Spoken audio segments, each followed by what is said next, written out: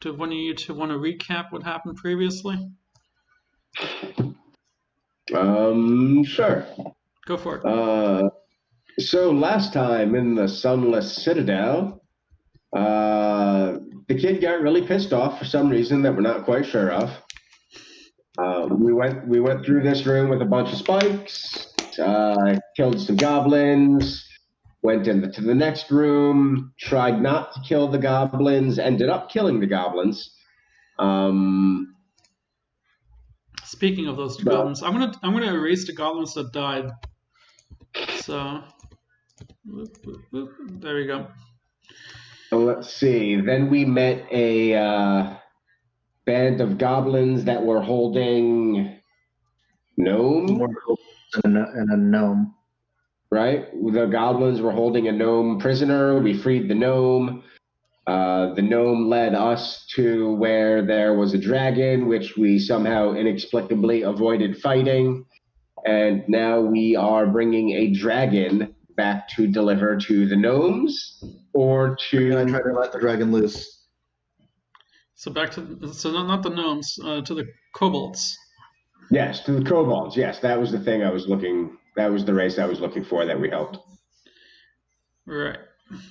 So you guys were on your way back to Yusdrayl, the person who initially, I guess, assigned you guys the unofficial task or the official task, whereas Meepo, I guess, like, was the mediator between the two, who also happens to be the kobold who you guys initially found, I guess, like, crying in one of the cages a while back. And we did end up leaving the last session, fast forwarding like the travel time back to the location. So you guys are back in the big hallway, just in case you're looking for the location of your characters.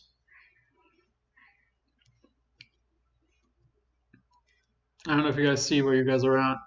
I can. Yeah, we're back where the I can't find myself anywhere. Can you ping the map or something? Oh, there we go. I found. Ping the general location. Oh, I found us. Cool.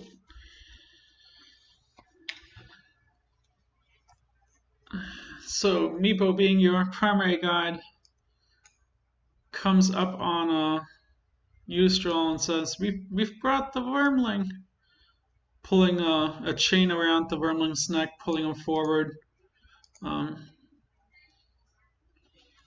And Yusdrayl is addressing you guys, saying, "You've done well. You've kept your word. Something we did not expect from outsiders." Well, what did you expect? As I told you before, we will keep our word on this. Well, normally, anytime outsiders come into our citadel here, they don't return. So I wasn't expecting you guys to make a reappearance either. Well, I'm sure that's because they all end up dying, isn't it? That or they go missing, from what it appears to be. But you guys have done well. So if you like, you can choose a reward of your choosing. And she kind of points to the table behind her, where you can see a stack of scrolls, you see a key, and you see armor of sorts that, seem to be similar to your own armor, though maybe a little bit more polished, a little bit more shiny, perhaps improved of sorts, comparatively to what you are wearing. You can each choose one of the you can each choose one. I would like to take a little bit of a better look at the armor, if I may. The armor? Sure. What kind of armor are you wearing right now? I am wearing chain, I believe. Chain. So, looking at the comparative chainmail, it's a +1 chainmail. Okay. Yeah, I'm wearing chainmail. Okay. Hmm. What did you say the other items were? Or, So excuse me. Yes. Could you please repeat what the other items were? so you see, looking at the table, you'll see a key with that looks like it's been like worn on a string, but it's currently laying on the table. Um, you also see a stack of scrolls. Could I ask, what is the key for? What does it open? Um, she looks at the key and goes, "Ah, this. Not something I'd be all too willing to part with, though you guys have done well. And I guess you guys have a right to it. The key is to the passage to the south. Um, we generally don't go down there because it appears to be a very ominous place. Anytime we come near it, horrific noise comes, into our hearts and souls and just drives us back away." Insight check? I'm sorry? Insight check? The I would inside check? also like to do the Um, same. Yeah, I so want to know, she's well, A, if she's telling the truth, and B, if I can determine, if she's trying to lead us away from the key purposefully. sure. Go ahead and roll an inside check. 12. Um, from what you can gather, she's as honest as you can determine. If you recall, there was a glowing orb to the south that kind of drove you guys away as well. So I think you can get an idea That or a grasp of an idea of where she's talking about and what she's talking about, as that same fear overtook you guys as well and kind of drove you out. Mirai, I know you weren't part of that initial portion of the game yet. Hmm. It was kind of like discovered before you joined. Um, but Matt, I know, was part of that initially. And Yeah. so, from everything that you could gather, you can tell that yes, it all checks out. She's, honest that it drove them away as well. The elven orb that you guys had initially picked up and then destroyed. Yeah, I'll take the key then. Unhappily, she kind of picks up the little string through the keyhole and unwillingly slowly starts to pass it towards you and says, "If you truly want this key, you might have to we might have to ask you to help us in return one more time." Well, I'm really not sure why I should have to do that. This was on the, this was clearly made as an offer for a reward for a task we've already completed. Now it seems like you're changing the terms of our deal. True. However, now that I know that you uh, stand true to your word and you are more than capable of handling yourselves, we would like to ask you to help us drive out these goblins once and for all out of our citadel. Let me just ask one more question. So Sure. now that we've proven that we're truthful and true to our word and will deliver on what we're asked, now you're not going to do the same? And seeing that logic, she hands you the key, saying, "I am true to my word as well, but I'm asking you for additional help with the problem at hand that we have." I take the key from her hand and place it around my neck. I assume it's on a chain of some sort. Yeah, it's like Is now. it's just a regular small string, nothing fancy, no Okay. chain or anything like that. Okay. Yeah, I'm fine with it being a string. That works just fine for me.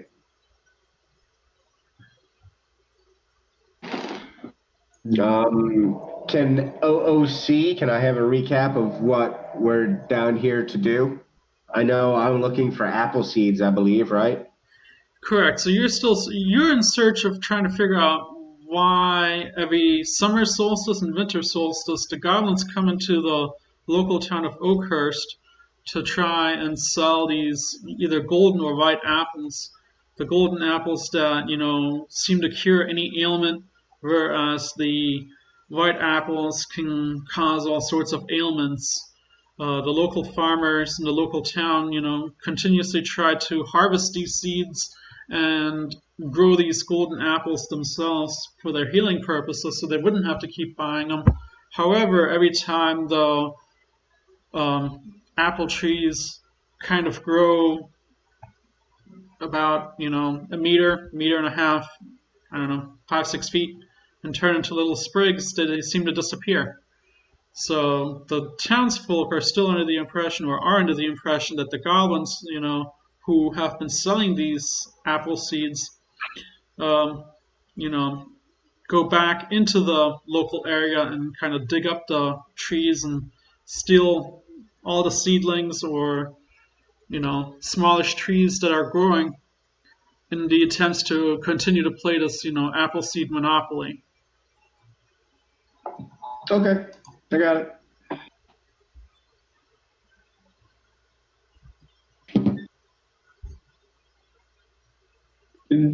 Mirar, dear, have you selected your item? I think I'm going to take this armor. And again, Yusdrayl picks up the armor, and as she starts to, hand it to you, she goes, "We really could use your guys' help. And we know that you have the strength to help us with this issue that we have at hand. What would you say to helping us once more?" Well, none of us have said no yet. We'd simply like to be paid for the task we completed before we agree on a new deal. That's fair enough. And again, she reluctantly but will hand you the armor. Okay, so go ahead. Feel free to change your character sheet so that your armor is reflective to +1. Yeah.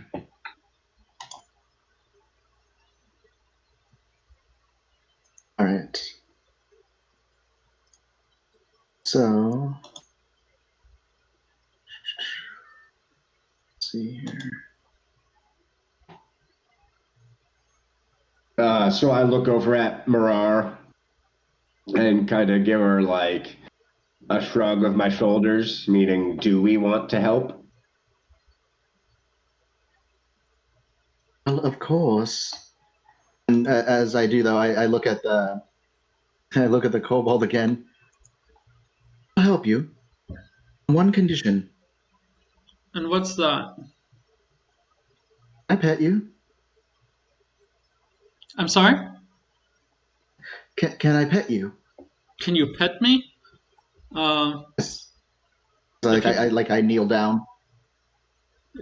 If you must. So I just kind of like scratch on the back of her head. Okay. Oh, wonderful. Well, I'm satisfied with that. Yes, I have just one follow-up question. Will there be compensation once we run the goblins out of here for you? What sort of compensation are you looking for? As she kind of like turns behind, like she kind of like turns her back towards you, looking at the armor, and that's kind of suiting you personally, off the the table behind her, picking it up. Well, yes, I think we'd each like some more picks from the table of goodies. Well, if you're willing to, agree to helping us, I don't see why we wouldn't be able to meet each other halfway and come to another deal. As she kind of like tosses, I'm assuming you're wearing some sort of robe. right? I don't know what kind of. I tried looking up real quick what armor you're wearing, but I didn't see it. What kind of armor are Uh, you wearing? I have no armor. I'm a wizard. I have no Right. armor. So you're wearing. I'm wearing little better than a burlap sack. So you're not wearing any kind of No, robes or that's not anything? true. That's ridiculous. No, I have some fine robes. Okay. Well, take some fine robes plus one, I guess. Yeah, fine robes plus one.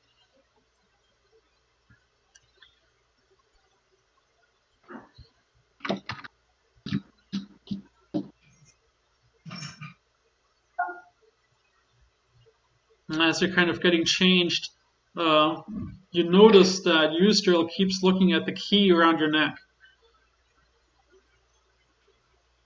Uh, I tuck it inside my new robes of plus oneness.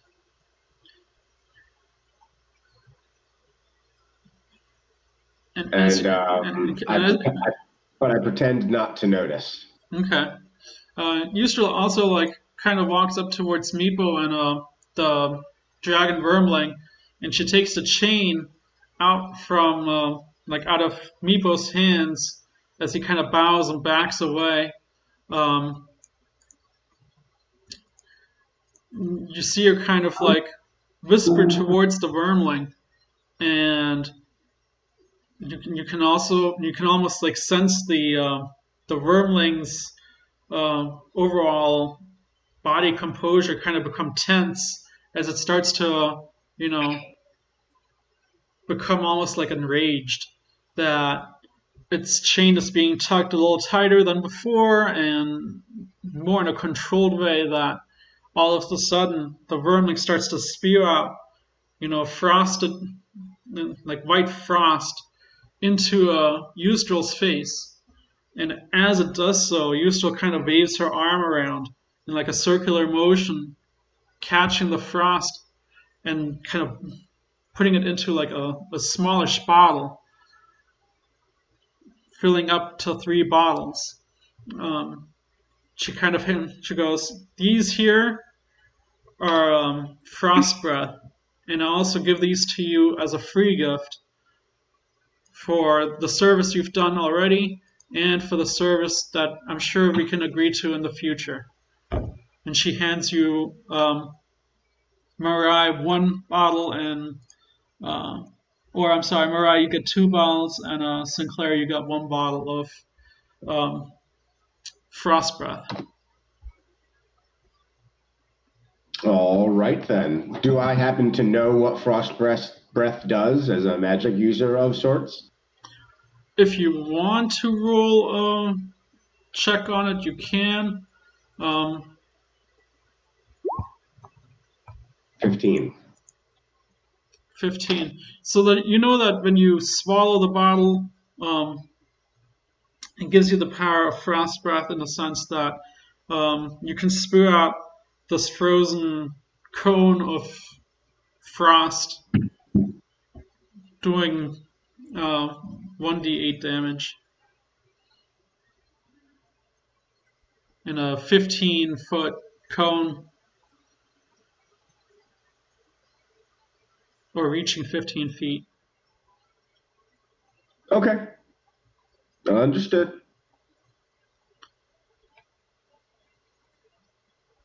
Would you mind pointing us in the direction that we should go if we were to begin clearing the goblins? They must have some sort of leader. Yeah, we can definitely show you a little faster path if you choose. And again, she kind of takes a look at your necklace that I know you've kind of tucked away, hoping to catch another glimpse. Uh, you've become a friend of ours for certain, so you will have free passage to all of our areas. Uh, in certain areas start to become more apparent to you that there are living quarters in the area. Um,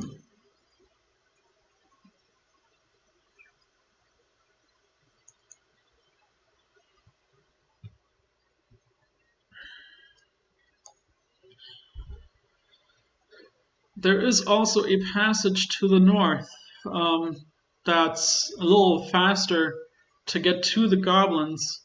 However, it's heavily trapped, and the goblins are always out on the lookout. So it's why we never recommended you that path when you initially left. And she kind of points to the door on the far corner in the back. I'm kind of pinging it. Yep. Oh, well, thank you for pointing that out. I'm not sure that we want to go that way just yet, but thank you for the information.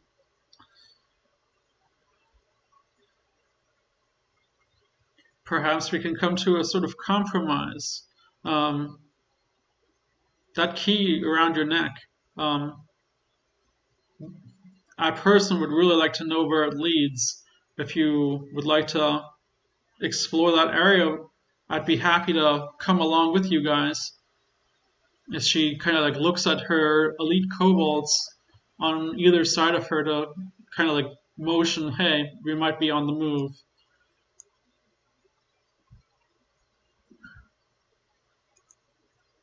I look over at Mirai and give a shrug.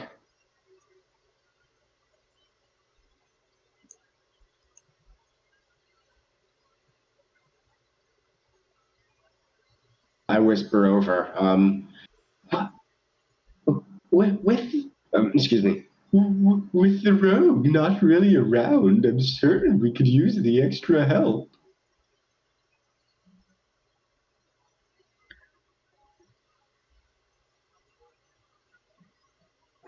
Are you on mute? I think he is. I think he muted himself. Whoops, didn't even realize that. But anyways, so I look at him. I agree.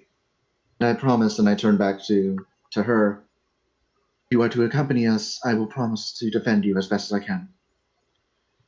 Oh, we can take care of ourselves quite well. As she kind of points at her two bodyguards on either side of her, and you can kind of tell that their armor looks a little sturdier than those around the common goblins and kobolds in the area, as well as even Meepo's meekish-looking armor.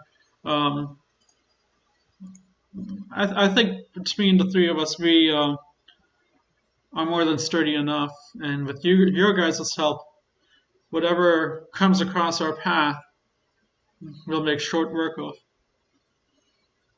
Oh, yes, I'm sure we'll kill everything just fine.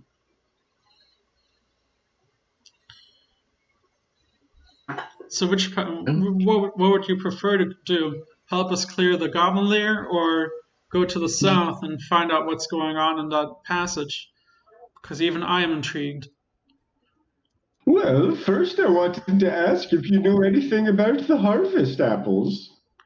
The harvest apples? Not much. Unfortunately, we don't have access to whatever those goblins have that gives them access to that apple. I know that where their lair is, there's another passage that goes deeper into our citadel, but we've never had entry to it due to the fact that the goblins took quarters there and we haven't been able to fight our way towards that.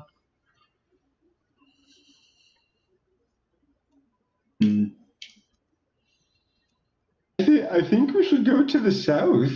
We can go through the deadly trapped hallway once our trap expert returns. Yes, that, and I also seem to get the sense that path towards the goblins and towards the apples may lead us to a different path that might take us away from here. Perhaps it's better to get everything else situated before we head there. Yes, I agree. We should complete all the side quests before we continue with the main quest. It's not how I would have put it, but yes. Well, then I guess it's settled. Most choose not to put things the same way as me. Well, then it's settled. To the south portion of the citadel we'll go. So I stick my hand up in the air, wave it around in a circle, To the south we go. Alright. I'm just gonna fast track us to the circular room, okay? All right. You guys are welcome to go into the circular room as well if you want to just push yourselves over there.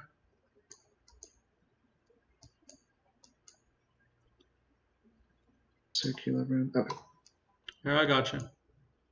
I'd like to make sure I'm doddering slightly slower than everyone else. Yes, I'll be leading the party.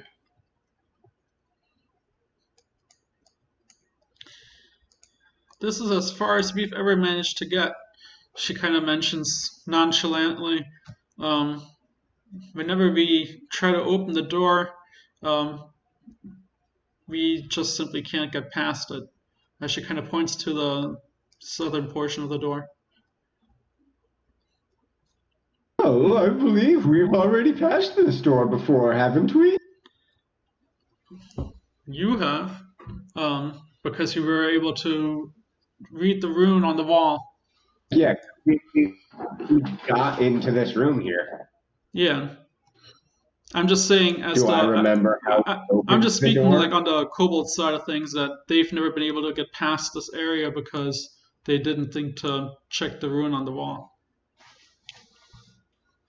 Well, that was more my question. Is I entirely forgot how we opened the door, so I was prompting. I gotcha. Yeah, there was the rune Ashadina. What was it? I think it was like Ashadina or something like that.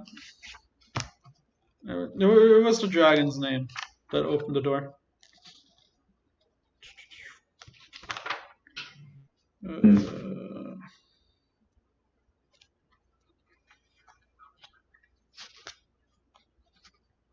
Can we just say I remember the dragon's name is Steve and we're all set? Yeah, sounds good.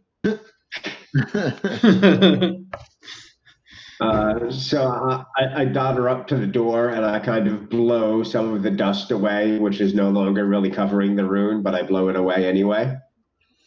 I mean, in all reality, you don't have to do any of that. The door's open. You've opened it once before. It's not locked in any sense. No, I'm going through with all of this. Oh, okay. Just kind of look at him a little questioningly, but I don't say anything. I wave my hand. Oh, don't mind. And I rise up to my full 5'7", and I speak the name Steve. I look around, expecting nothing to happen, and then I just go ahead and walk through the door. All right.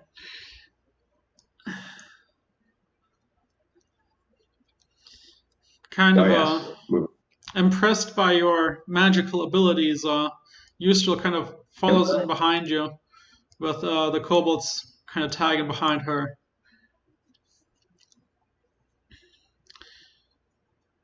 Okay, so yeah. As we're going through the door, actually, I'm gonna look at Sinclair, right? Yep. Okay, I'll actually hand you the 2 other bottles of the frost breath.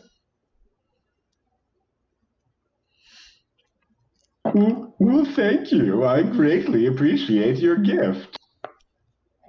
It's probably better you to have them. Not one of too much arcane knowledge. I'm more of a religious. Well, if you drink them, you can spit frozen water at people. If you would He find says that, and he it just sees my body kind of spark a little bit. I prefer the power of the storm. Well, very well. And I'm just gonna prestidigitate some, flames crackling at the end of my fingertips.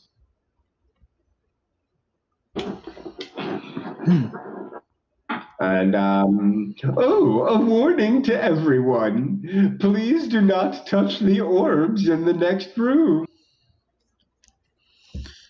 Orbs? So you know of the orbs. Yeah. There's orbs in the next room which you absolutely should not touch.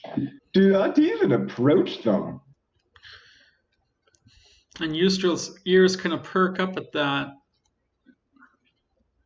And why is that? Yusdrayl, no touchy of the orbs.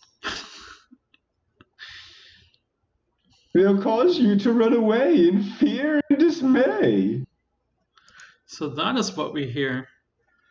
Yes, it really is. And also, did you notice how I rhymed right there? I did. No, of course not. Please, let's continue.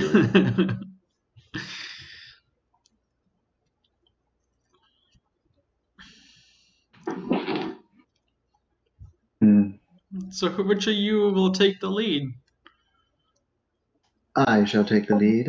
Yes, please, Mirai. Please you go first. I think I'm the one here with the most health, probably. Well, most certainly. All right, so yes, I will take the lead and enter into the room.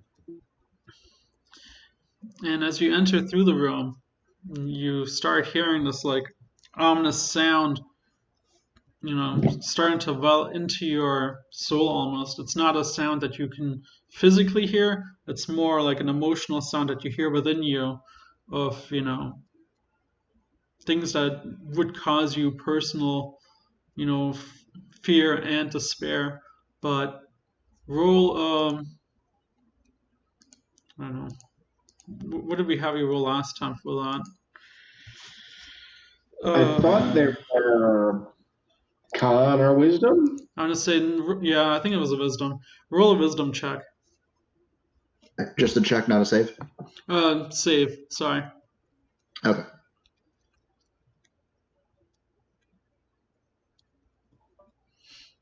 Oof. Even with a +5. And as you step through the door, that fear that, whatever has initially caused you to have a half fear in your life in the past kind of wells up an emotion within you. And even though you've stepped through the door, whatever is causing the sound to emanate, it's definitely pushing you back against a wall. And you kind of take 5 steps back against like the closest wall. And as you kind of take those steps further back, the sound that you heard within you starts to lessen.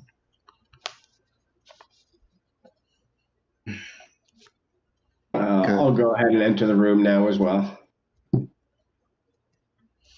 And you, having had experience already in the past with this, go ahead and roll your wisdom save with advantage, since you kind of already have an idea of what you're walking into. 17. Yeah. So even though you hear the same level of fear and dismay and despair, you're able to brush it off because it's a fear that comes from within, not from the external. So you manage to, I guess, overcome that and ignore it, or at least shut it off in the back of your head. See, Mirai, there's nothing to fear here. It's just a creepy noise. The theory of discordant sounds really states that anything which is not in tonal flux will cause fear and panic in all mortals. It's entirely natural. Right. Sorry, I was just not entirely prepared for that. And the kobolds who kind of follow suit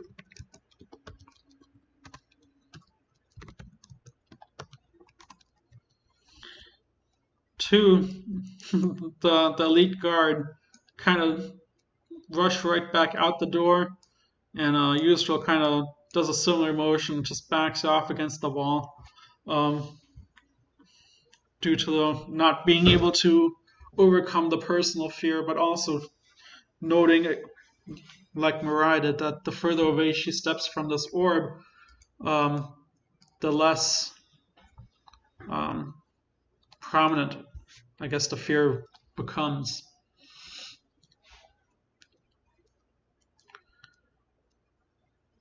As long as we stay away from that side of the room, I believe we should be fine.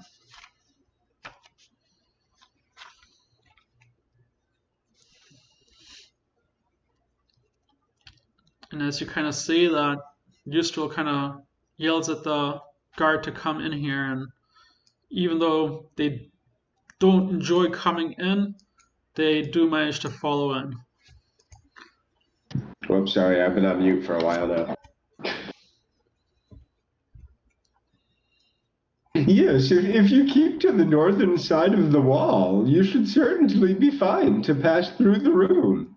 And I'm going to continue doddering forward using my quarterstaff as a walking stick to open the door ahead of us. And as you kind of open the door, stale air kind of whooshes you in the face.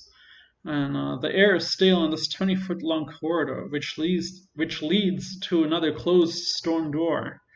The same door that was open once before, where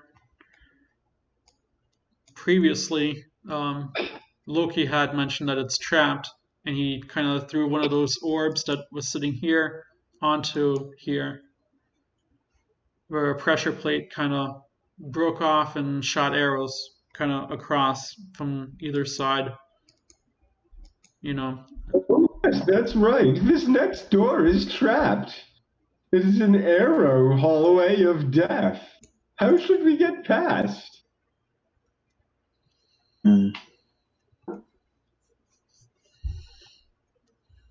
Perhaps I might be able to use my owl again. See if maybe there's some sort of release mechanism on the other side. Go ahead and roll a perception check. Okay. Perception. So looking into the hallway, you notice that it's a pressure plate that triggers the floor to shoot the arrows out. That these four blocks right here, or the 10 by 10 square, it's one giant pressure plate. And you kind of can see that the pressure plate has like an opening crack that if you were to shove something underneath the pressure plate, it wouldn't trigger.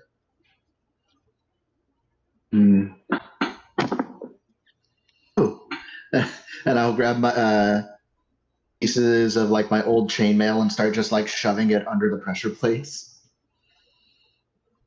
Sure. What is that?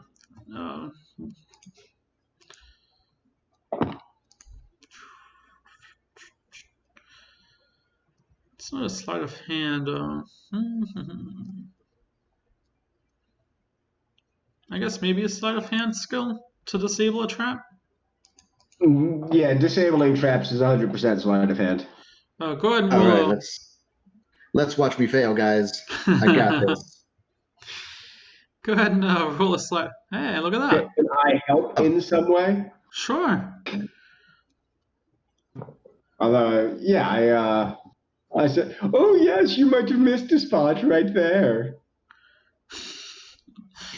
So taking just large amounts of chunk of chainmail from your old armor, and you shove it underneath the pressure plates, and putting like some weight onto the pressure plate. You're like, see, it's not gonna, like you're physically pushing down on these pressure plates. You're like, see, they're not gonna pressure no longer down. You should be safe to cross this path, leading you to the additional room. All right, so I'll go first. I kind of like slowly put my weight on it as I continue through. Go for it. All right, so I will run through corridor. Well, very well. You seem to have made it across alive. And Yusdrayl kind of like taking the safer route is pushing the Kobold guards kind of in front of her. It's kind of like shields on either side.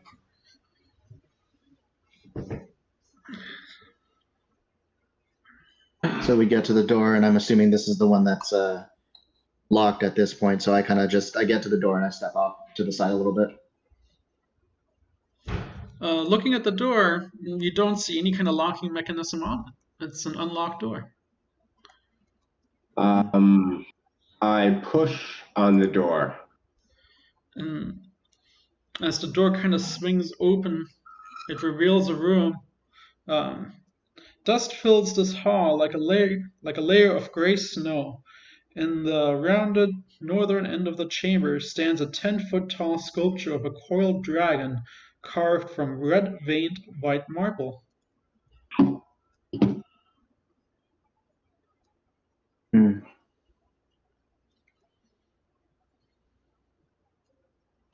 This is quite interesting.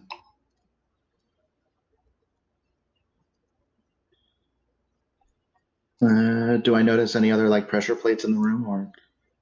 No. Okay. I will walk up to the object in the room. And as you're kind of coming towards this sculpture, the dragon's mouth kind of opens up, and a voice from within comes and speaks. We come at night without being fetched. We disappear by day without being stolen. What are we?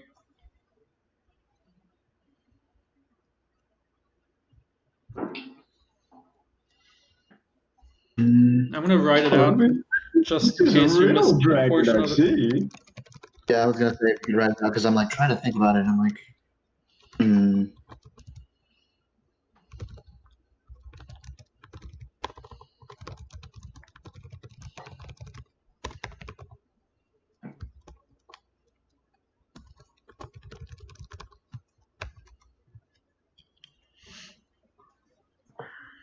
come at night without being fetched. We disappear by day without being stolen. Are we? Well, say they are darkness.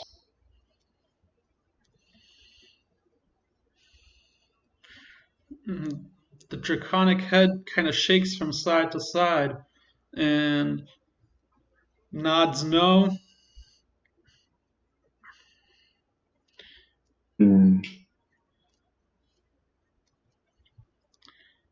Think about it in real life. What comes out at night that you only see at night and then disappears during the day?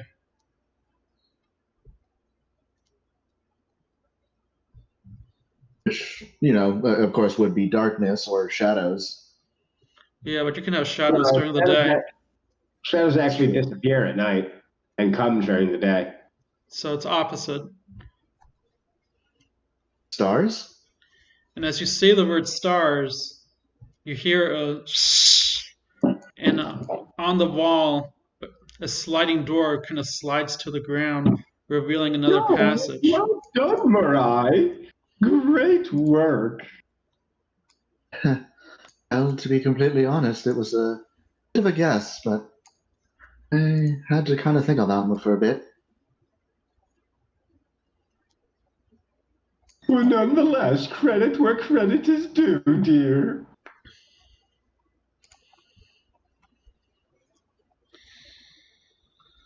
All right, so... And kind of like as the secret door slides down,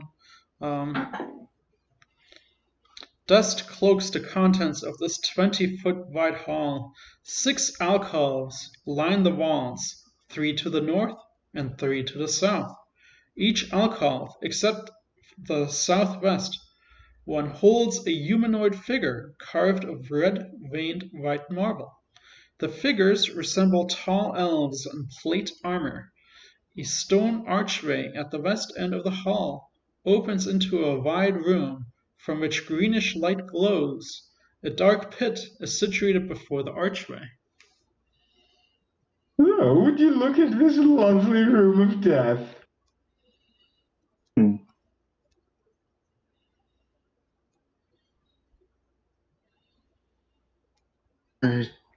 This room does not really bode too well. Are there statues on the sides? So you have 6 statues. statues. 3 to the south, 3 to the north. How long does it take to cast your ritual? It's 10 minutes, right? I'm sorry? Would I be able to cast Detect Magic as a ritual so I'm not burning a spell slot here? Yeah, you can go for that. I go for that. And as you stand there for the past 10 minutes, kind of casting the spell, I'm sure you're swirling your fingers the way you normally do. Welcome, Cole. We are on Discord, though I'm probably sure he's not going to hear this. 1 second, guys. Let me just shoot him a quick message.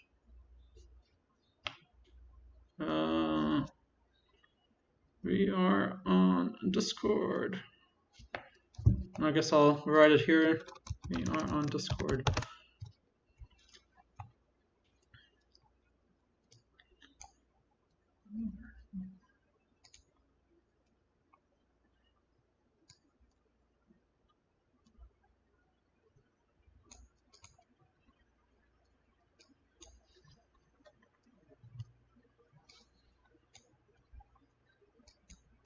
I'm just gonna wait for him to log in real quick, if that's okay. Fine. Great. In which case, I'm gonna let you describe how you're casting your detect magic. So I'm going to draw a circle on the floor with various runes etched out around it. And then I'll stand in the middle, kind of chanting and tossing this, substance in the air and this substance. And I'll wave around a chicken leg and, stuff like that. Sounds good. Kind of Native American rain dancey, I'm thinking. Sounds Perfect, I love good. it. Cole, can you hear us? Yes. Hey. Sorry about the time change. But welcome. How much did I miss? Not much, maybe like 30 minutes worth of mostly role play. I'm gonna assume Kobold. you're It's gonna mostly just that you're missing. pretty much what you missed as just like the fastest of recaps as you guys handed off the dragon to Yusdrayl, who rewarded you guys with a +1 armor. So whatever armor you're wearing, you can make it +1. I'm also gonna hand you 1 bottle of frost breath that Yusdrayl was able to extract from the white dragon before you guys decided to venture to the south as part of the plan to go south and see what's going on down here, because initially Sinclair decided to take a keychain rather than the armor that goes to the south down here. So then you guys made your passage down here. You missed everyone getting scared of the orb room, and that's pretty much it already. In all fairness, those are very scary orbs. The color is just so disenchanting. Should I remove one of those frost breaths from my inventories and giving Cole one? If you would like, you're welcome to. I mean, I'd like to have 3, so I'll just keep 3. It's up to you.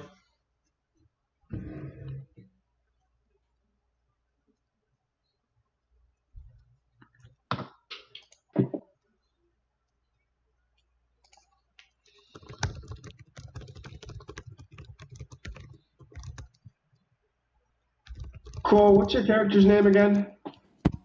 Loki. Yes. Oh, Loki, you've been sneaking so quietly. I didn't even know you were here.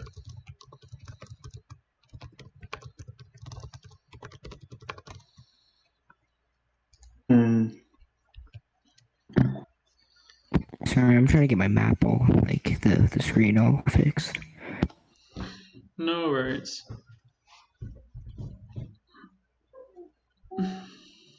Are you handing him a bottle?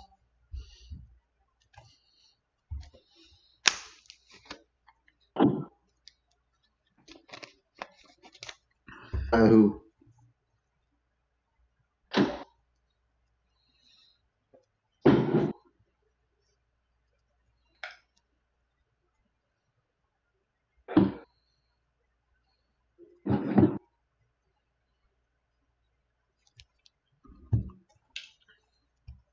Are you all set, Cole? Yeah. Alright. Moving along then.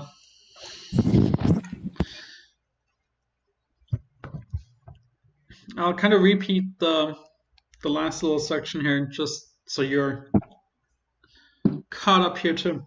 Dust cloaks the contents of this 20-foot wide hall. 6 alcoves line the walls, 3 to the north and 3 to the south. Each alcove, except for the southwest one, holds a humanoid figure carved in red-veined white marble. The figures resemble tall elves in plate armor. A stone archway at the west end of the hall opens into a wide room from which a greenish light glows. A dark pit is situated before the archway, however. So if you kind of like look over here, where I'm pinging, there's a green glow coming from that room. And I have detect magic activated. So anything within 30 feet of me that is magical will begin glowing. Perfect.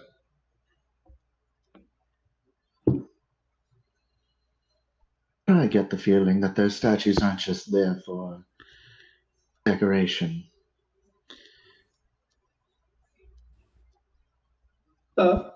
Would you like to send your guards in first? We'll go. And one of the guards kind of rushes in with his companion following closely behind, and as to kind of take a look around, the eyes of the statues kind of have a greenish glow to them, but nothing moves or nothing, changes.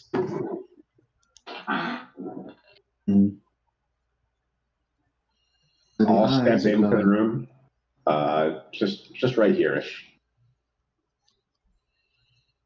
All right, since he's moving in, I will move in there in front of him, just in case I need to block him in that corner. I would like to check for traps in the room. So from what you... Go ahead and roll a perception check.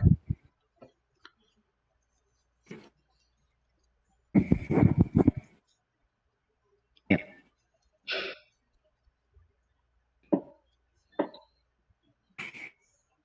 Alright.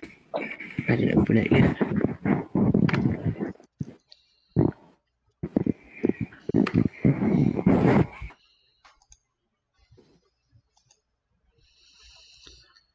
Even though, there's plenty of people standing all about you and kind of walking, kind of in front of you and in your way, you do notice that the dust that's settled into the room kind of has been disturbed before, and it must have been, not too long ago. However, you don't see any kind of traps or trapping mechanisms that you can perceive other than the fact that there's, a pit here, that's 10 feet down. There's spikes coming out of it that, and it's a 10-foot wide gap between one end to the other end. Something's been here before. Wait, how can you tell? The dust has been disturbed here. Oh, that's very perceptive of you. Thank you.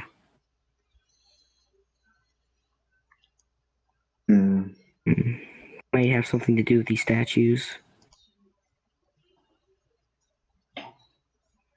As I enter the room, can the things begin glowing? I guess 30 feet would cover 30 each feet of would these. 30 feet will reach into the opposite end of the room.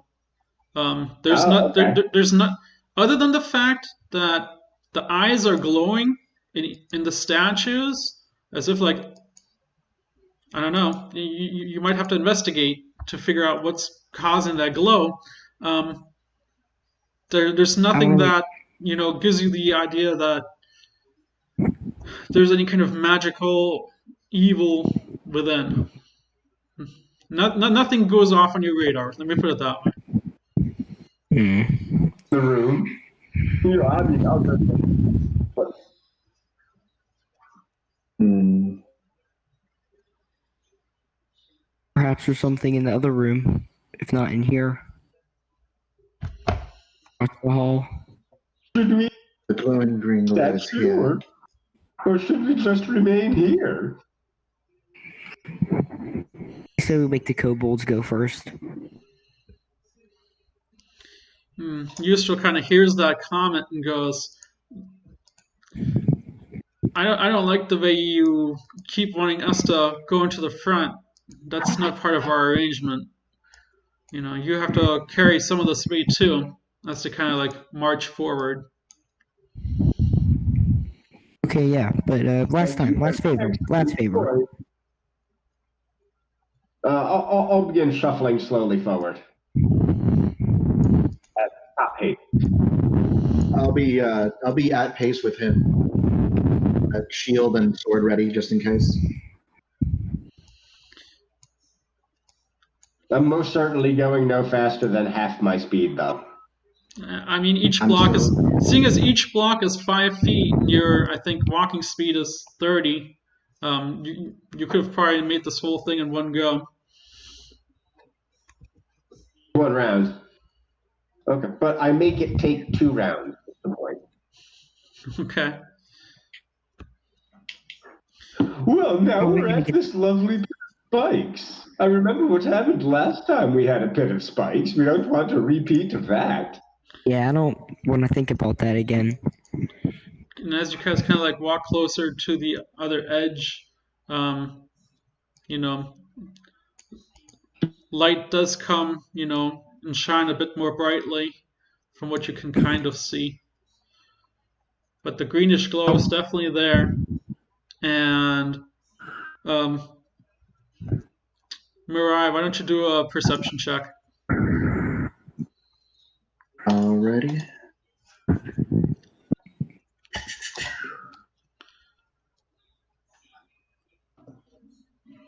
Perception, don't fail me now. Boom! As you're walking up, closer and closer, the glow of the eyes and the statues kind of catches your attention.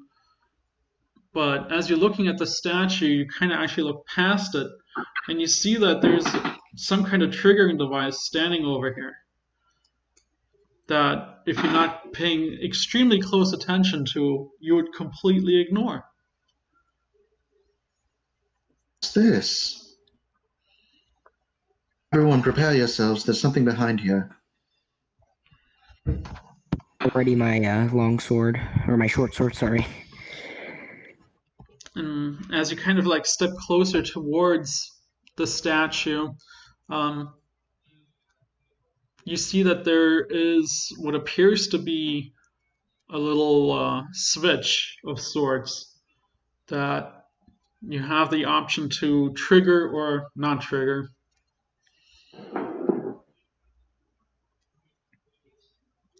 Can I make an Arcana check on the switch? I'm sorry?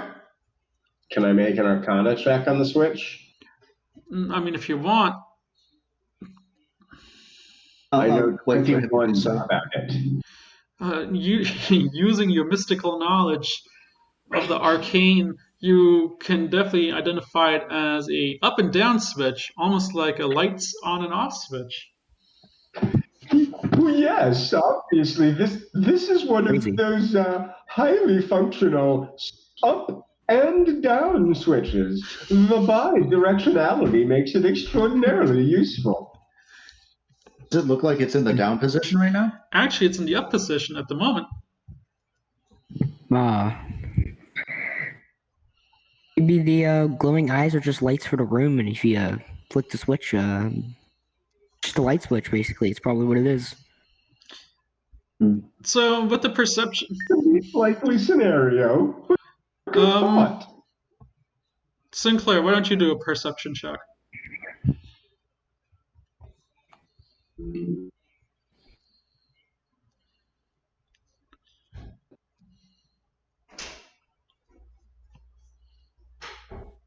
Who's making the perception check? You, Matt. Sorry. That's okay. I percept 18. With your arcane knowledge of, the up and down switch that's obviously up and down, you do also notice that the light illuminating from the room across the hall past the spikes pit seems to be gleaming off the eyes of each of the statues just enough that the light catches the eyes, and if you look into the eyes themselves, you notice that the eyes themselves aren't eyes at all, but rather emeralds. Valuable. I see that. I mean, is that information being relayed to us?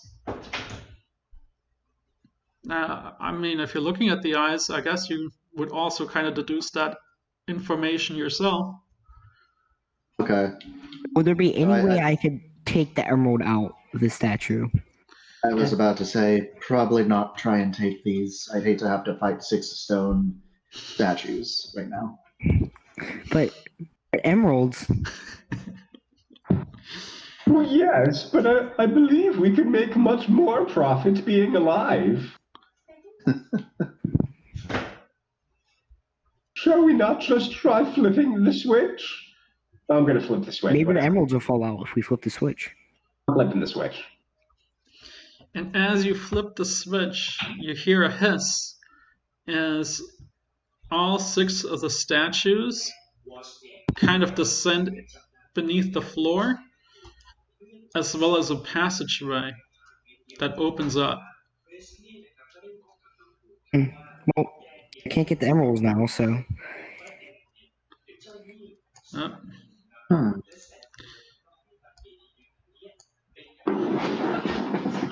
As that door kind of opens up towards you guys, dust coats the contents of this tiny chamber, obscuring runes inscribed on the southern wall.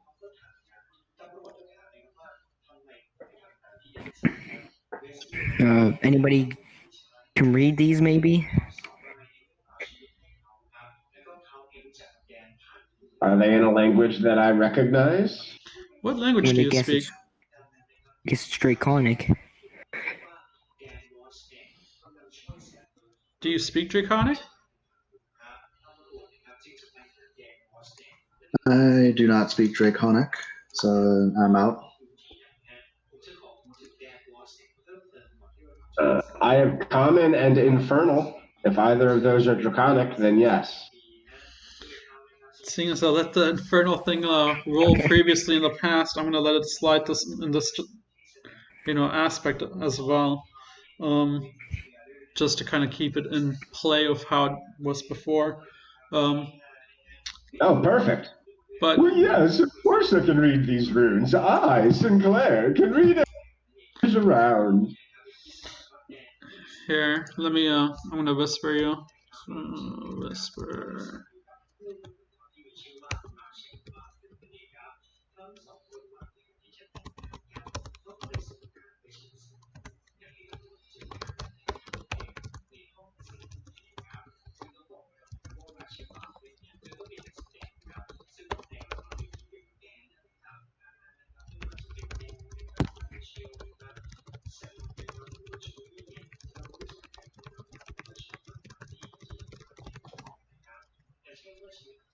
Let me know if you got that, since I don't think you did.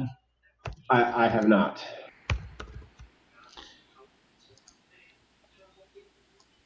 I'm just going to copy it one more time. Whoop. Okay, why is it making me whisper this?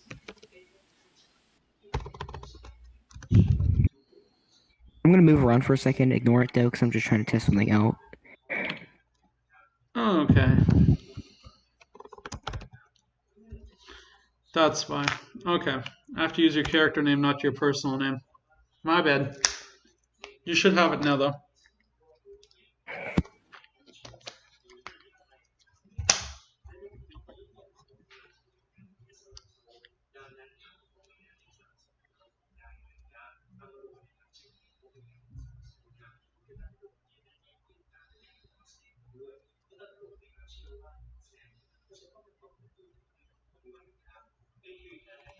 You got it?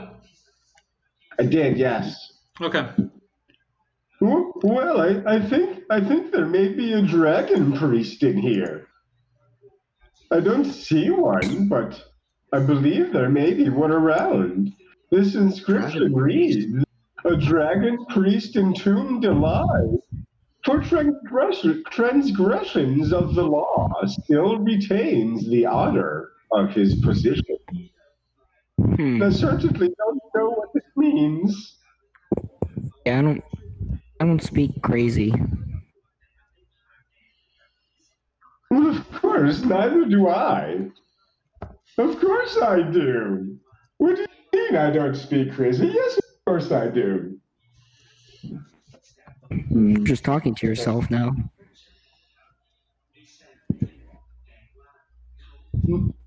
No, I isn't. Alright. So, Dragon Priest person. Sounds interesting. Hey, anybody want to try to find a way across this pit over here? What's the name of the lady we're traveling with again? Yusdrayl? Yusdrayl? Mm-hmm. Yusdrayl, do you know of any lore about a dragon priest that may have been entombed? If there is a dragon priest within here, it's long before we've ever arrived. Looking at the kind of southern portion of the wall, she says, "Hey, Loki, come over here for a minute." Alright. Can you make anything of the western wall? Okay, yeah. I'll guess try to see thing on the wall.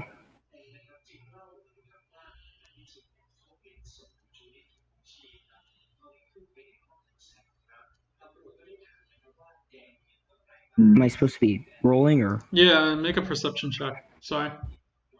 I wasn't sure if it's investigation or perception. Whichever one you would perceive to be better, go for it.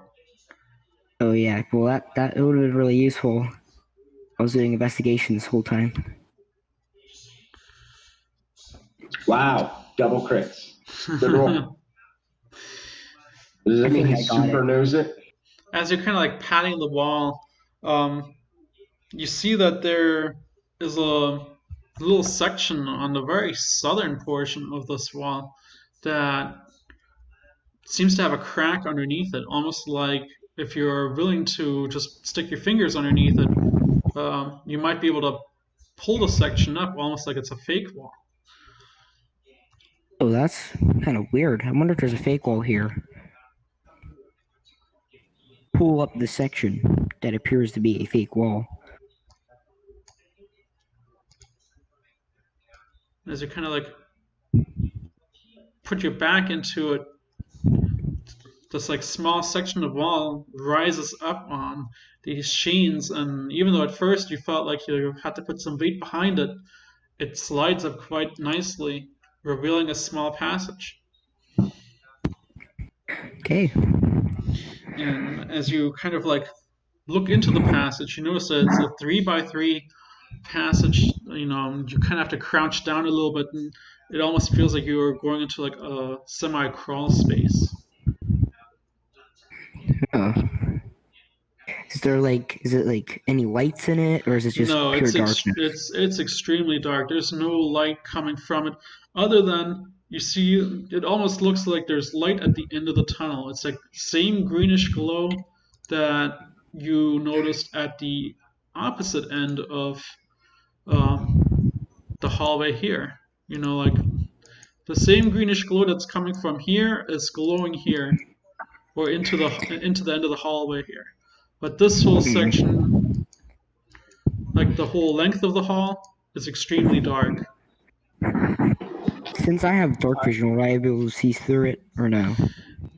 Because there is no natural light source, your dark vision, you can determine that there's, you know, floor that seems consistent, but not enough light for you to, you know, see very well or very clearly. I don't want to run I'd into some simply creature just like wrong. to make a torch. Sorry? I'd just like to make a torch with some of the oil I have in water skins and some cloth and wrap it around the end of my quarterstaff. Okay. So you want to make a torch? Yeah. And you are able to do so, though I'm pretty sure you could have just reached into your backpack and pulled a torch out in all reality. Okay, well, in that case, that's what I do. Let's assume I remembered I had torches. I'm pretty sure your backpack has. I'm pretty sure some of you guys have torches. Well, there's torches in it now because I just added it to my inventory. There you go. And lighting the torch, you see that the passage is extremely cramped. Again, the height is only about 3 feet high and 3 feet wide. So if you're going down this passage, you definitely are either very crouched or crawling. Okay. So, Cole, you're probably the best at fitting into tight spaces. Or, I'm sorry, Loki, you're the best at fitting through tight spaces. Do you care Yeah. to take the lead? yeah, give me that torch, and I'll go in. Well, of course. And I hand him the torch.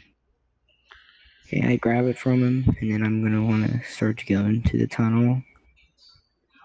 Keep your I'll send head my low. Allen If after there's him. any danger, I'll fire a firebolt over your head. Yeah, sure. I totally think that would work. I'll send in Houdini after him. Start like slowly creeping through. Wait, I just got that. Is Houdini a pun?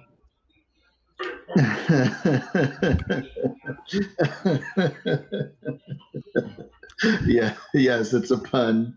Is He's it- an owl, he's my familiar, and he can just vanish and reappear where I want him to. Well, is it a pun off of like owls say who? So it's Houdini. Yes, basically. Okay. Good. Alright. I'm slowly creeping through it so I don't run into anything. Is he crawling? Yeah, he's crawling on through. Houdini's just riding on his back. And as you kind of turn corner,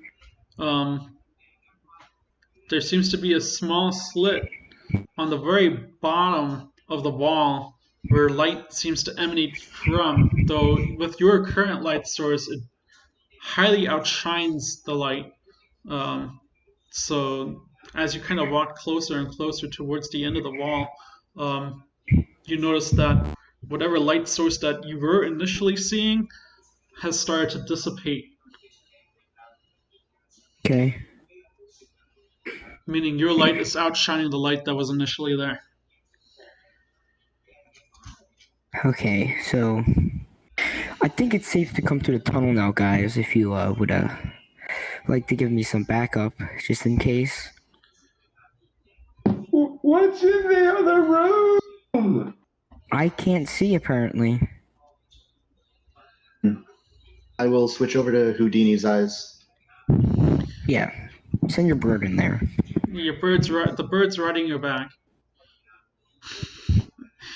Okay, He'll, looking through the look over eyes of his eyes. Houdini, you notice that the flickering light source that is in Cole's hand is blinding Houdini to the point that any other light source that it would have seen it's too bright. You can't see an additional light source because of the light source that's in Cole's hand currently, or in Loki's hand rather. Okay, I guess I'm gonna just go in the room then. You can. How are you walking through a wall? Oh, there's a wall there? Yeah. Sorry, I didn't see what was in front of me.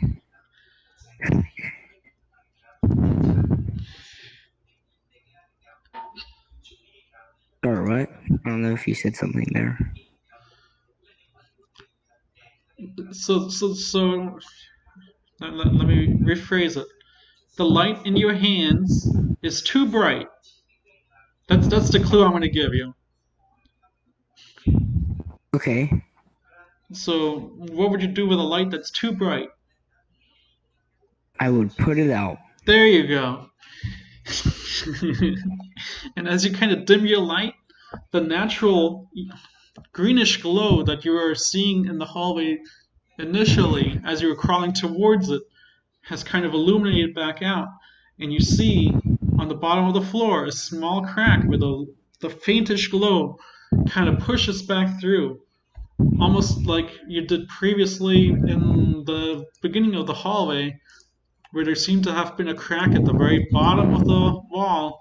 There again is a crack in the bottom of the wall, as if there's another door that you could simply slide open. I wonder if there's a door here. I think I want to reach under that wall and try to pull it up again. The last one. And as you pull the door open, well, the room isn't illuminating, and for some reason, as I hit reveal, there you go. A violet marble tiles covered the floor and walls, though all are cracked or broken, revealing rough-hewn stone beneath. Scones are attached to the walls. At each corner, one holds a torch that burns with greenish fire. A marble sarcophagus, easily 9 feet long, lies in the room's center. The coffin is carved with dragon imagery, and the head of the sarcophagus resembles a dragon's head.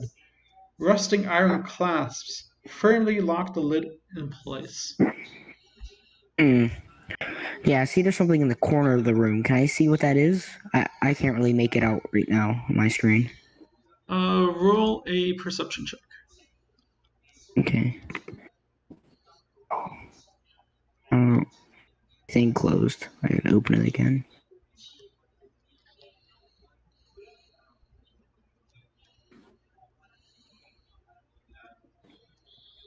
No, you don't see him.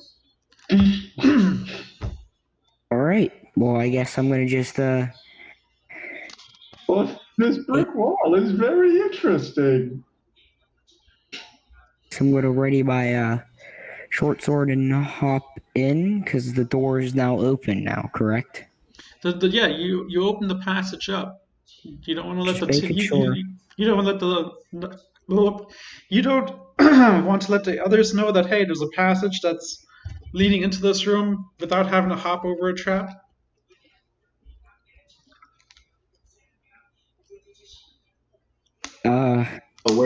We're already aware of that. Houdini's been watching. Oh, okay. Well, I guess you also could, mention, hey, there's a simple passage that leads to the room. So yeah, I looked to Sinclair. Looks like we can get through this way. Well, I was not looking to crouching through all of that muck and dust. Dirty, my new beautiful robes. You can fall through the ditch then, I guess, and most likely die instead if you want. I'm pretty sure you're not there. But anyway, yes, let's take the easy passage and the easy way in. I'll start getting down and I'll go first. And as I go in, I'll clean up your attire afterwards, I promise. And kind of sensing the passage, one of the kobolds kind of sneaks in between you two and goes, all right, Seeing as you're not in any hurry to bend on over, and swiftly makes way down the passage as well. All oddly nimbly for how you've seen me be moving henceforth, make my way down the passage. And as you Okay. guys kind of like line up like this, the last kobold kind of whispers to Yusdrayl, "What's taking these people so long to get down this passage?" Do we I'm gonna hear with that? my short sword out. I'm going to hop into the room. And you nimbly hop into the room. Okay. Okay. So I'm going to walk closer to this thing in the corner and see if I can see what it is now. Well, you didn't perceive it to be there to begin with, so you don't know it's there in all reality.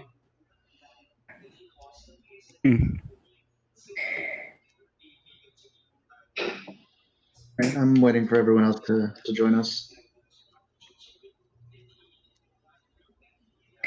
I'm going to just walk around. Waiting for everybody to get out.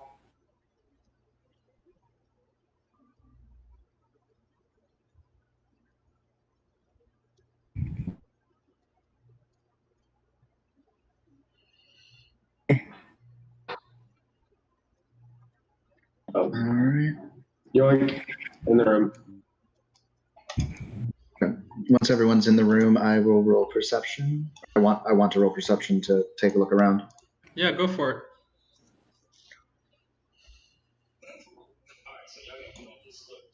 Oh boy.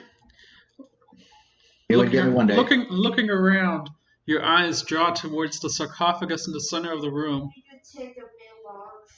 Today? No, I didn't check the mailbox. Sorry.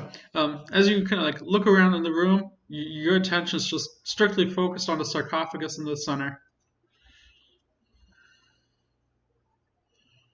But just with that, I'm like almost drawn to it. I kind of move up to it, and as I'm looking at it, Does anybody know if a dragon priest would have something valuable on them?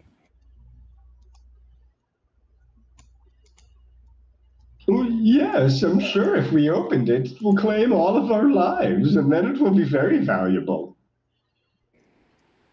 You know, I'm not making a whole lot of profit from this trip.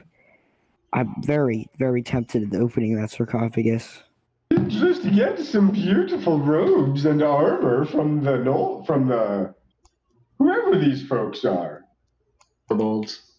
Yes, the kobolds. How strong do the clamps holding down the sarcophagus look? So they're rusting iron clamps or clasps. So iron to start off with, rusted secondary. So they don't look to appear too strong. Can I make a perception check to see if I can see the person that's hiding in the corner there? Go for it. You're just sneakiest thing in the world, apparently. Well, if your perception's 0, then you didn't perceive anything other than the sarcophagus. And the 6, unfortunately, wasn't enough to catch it. So, yeah, the thing that is 10 feet away from me right now, do I see it? So, kind of as you were walking up, you heard the fluttering of something within the room, and as you kind of looked up, you saw the transition from the right side to the left side of the room. No. No.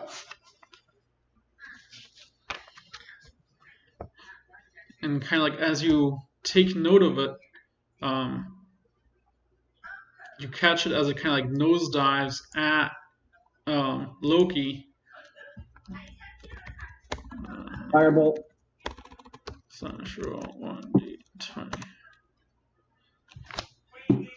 And its tiny little wing kind of like smacks into Loki's face before it dashes back off into the other corner. I know that it's here now. Yeah, you definitely notice something smacking you in the face. Oh, I was just making sure. Never know. Well, I still have my short sword out. I guess I want to attack it. So you're trying to cast Firebolt on it? I am indeed, yes. Go ahead and roll your, what is it, Wisdom? That's your spellcasting ability? To see if you'll even hit it. Are you a wizard? 21. As nimble and fast flitting as Jot seems to be, you do manage to hit it. Roll for damage.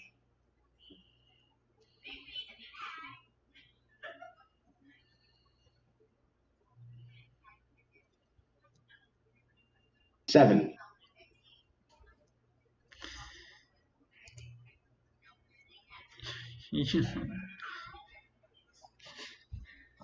Kill it and it wasn't supposed to. Just give him an 8 hit point. His wisdom modifier, his spell save. You can get a spell save against Firebolt.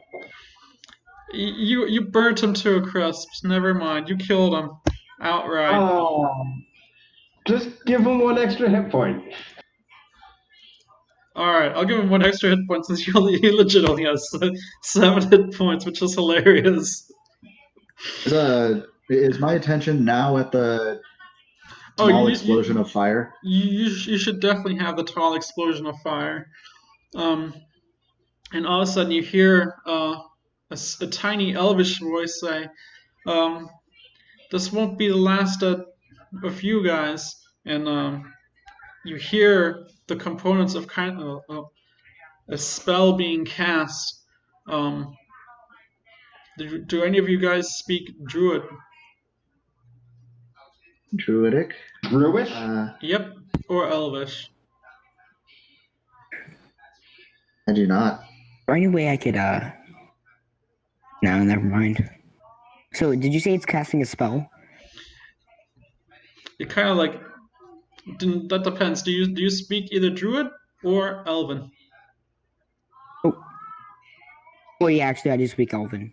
All right. Oh. Yeah.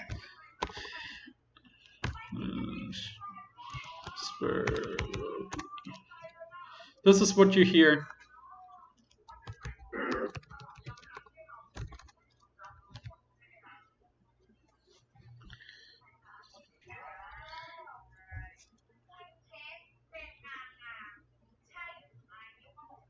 Yeah. Said, yeah, I'm gonna just kind of sleep. This is and as you're kind of like trying to let the group know, you see that the little creature is dropping vines as well as thorns onto the floor. Somebody kill it. Go ahead. Well, if we're just killing it, let's let it have already been dead. I thought we were going to try to talk to it. That's why I just wanted to give it an extra hit point. There's going to be no talking. It's just murdering unless it's already dead. I mean, I do want to try and talk to it. I want to tell it to stop in Elven. So, as you kind of yell at it to stop, these thorns and vines drop to the floor, and as they hit the floor, they expand across the entirety of the room in vastness. Do a wisdom save. Everyone? Everyone, the whole room.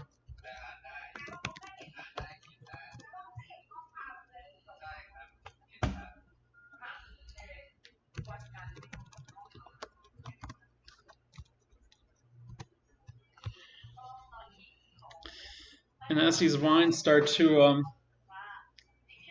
kind of grow out, first, as closely to the small little body that all you heard was the words entangle. These vines kind of spread out faster and faster and faster. Matt, being as far away as you are, you're able to, kind of guess where these vines are going to grow and are able to dodge any kind of entanglement that would have, caused you to be caught up. Mirai and Loki and definitely the kobolds, all three of them, are currently bound by these vines. And Strut says, I've heard of, adventures coming this way, but never this deep. Whatever caused you guys to come here, don't worry, the boss will definitely find out about this as it starts to fly off down the hall.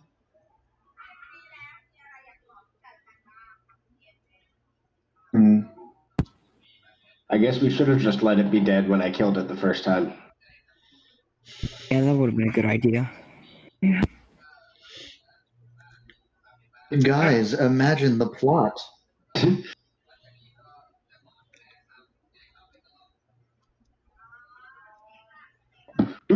Yes, the stupid plot. Well, as the boss Sinclair, will how far are Go you ahead. right now from Jot? Right now, Yeah. 1, 2, 3, 4, 5, 6, 7, 8, 9, 10. Say 11 times 5, 55 feet. I mean, you're welcome to shoot All another right. bolt at it if you want. Sure, let's take some pot shots at it. I mean, your range is 120, so Second one hits. definitely hits. Go ahead and as Jot kind of tries to flee the More area, damage. the sizzling fire of a bolt comes up from behind, engulfing him entirely, killing him instantly.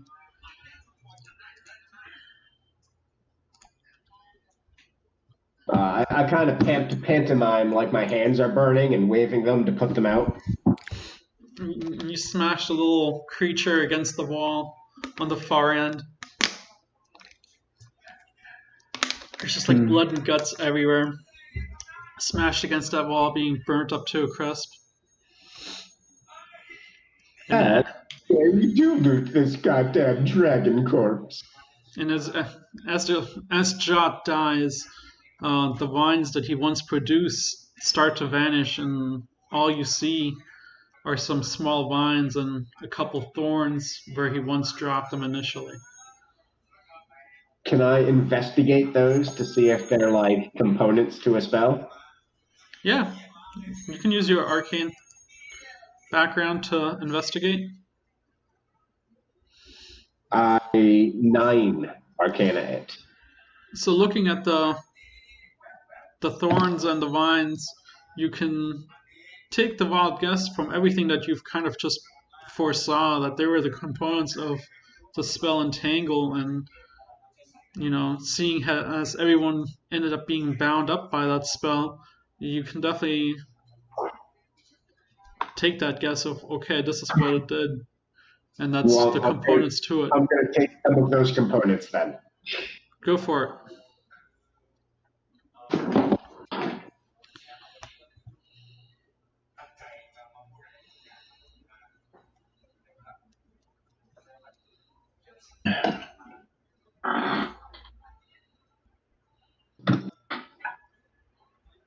All right, great. I now have components for that.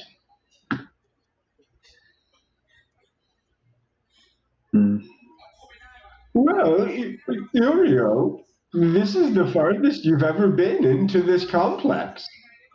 Are you seeing anything new and interesting? Can you provide some insights as to who this tomb might belong to? So it appears to be the Dragon Priest's tomb, and from what you were able to read to me, it appears that he was entombed alive, so I can't tell you if he's alive or dead at this time. But looking at the dust in this room, I'm sure he's been laying there for quite some time. Is the green glow coming from the sarcophagus, like inside the sarcophagus, or the sarcophagus itself? So the green glow is actually coming from the corners of the rooms where there's magical light coming from them. Hey, do you guys want to go loot that body? I mean, you guys can go do that. I'll skip out. You guys should just go back all the way over there and see what's going on with that dead guy. While I stay in here and just sort of just hang out. Raise I'm an not eyebrow at going him. to stop you from looting the chest at this point. Do what you do, rogue man. Oh, so I'm being let loot it now? That's pretty sweet. All right, just want to swing my short sword at the clamps, or yeah, the I'm going to take a clamps. number of steps back and kind of crouch back down in this hallway here. I'm gonna wait for the other three to go, but I'm also gonna kind of wait for them to go in and then stand right in front of it. The kobolds, definitely being on the eager side of things, seem to be on the side of Loki, encouraging him like, all right, can you crack open these locks? So if I just swing my short sword at the clamps, will they break? Go ahead and do a strength check. Sorry, strength check? Yeah. I'm gonna move over here. You started late, babe. Was that right? Did I just swinging your short sword against this iron lock, it clangs against the iron lock, but nothing seems to have, happened against the lock. Are there any rocks in here or something, like boulders? Big rocks, basically.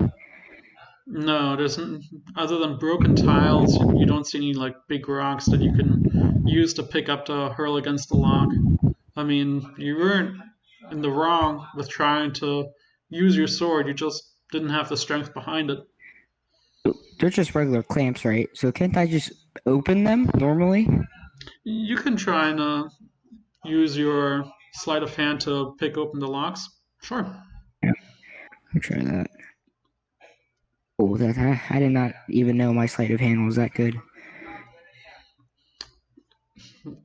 So, using your sleight of hand, you were able to simply lift the clamp that held the lock in place and unclamp the lock, removing the locks swiftly and easily.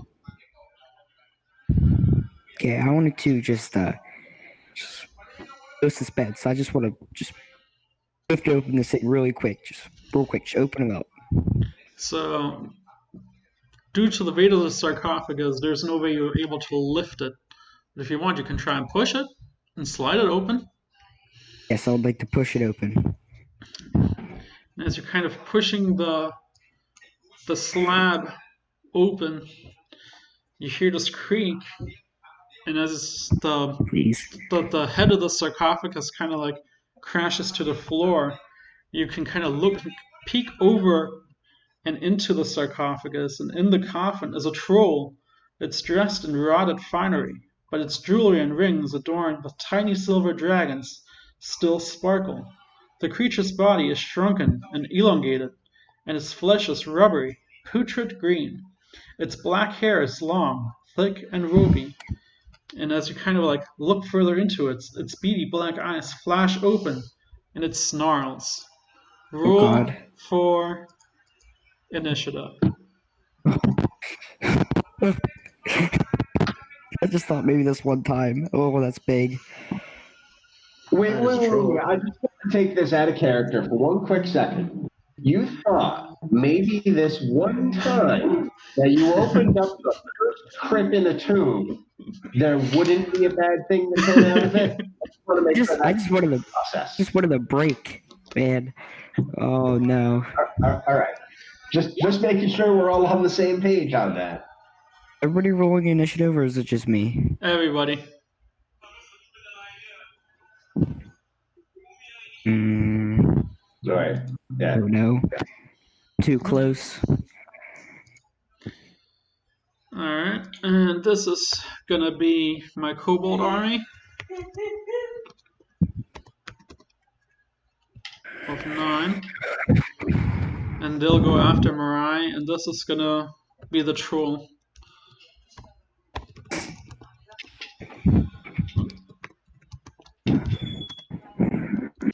So the troll, whose eyes flashed open, is gonna be last after Mirai, or after the kobolds. So Sinclair managed to go the fastest.